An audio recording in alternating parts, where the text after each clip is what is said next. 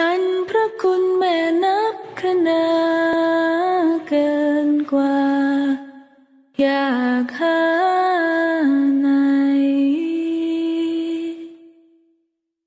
พระสุธาที่กว้างไกล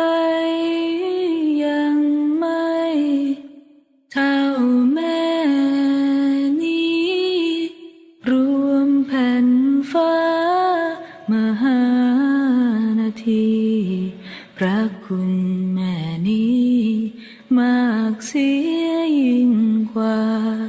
ยามแม่อุ้มท้องแสนทรมานเมื่อลูกเกิดมาแม่นั้นยินดียามหนาวลูกนอนแม่ซ่อนอกไว้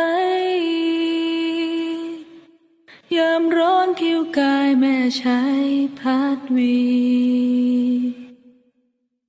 ยามหิวกระไดแม่ให้ห่วงหา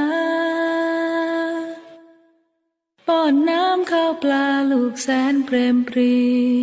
พระคุณแม่นั้นอันนั้นเหลือที่ผู้ใดจะมีเสมอเหมือนได้แม่ทนอ่อนล้าเลี้ยงมา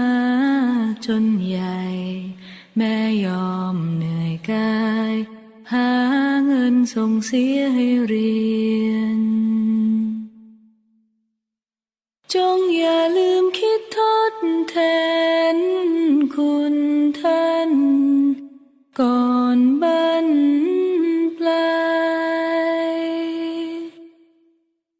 แม่เปรียบดังเหมือนร่มใสใบแก่แผ่เนื้อเสียนไว้ผ่านพ้นสักวันคงเปลี่ยนคอยมันเพียรเยี่ยมเยียนเมื่อท่านชรา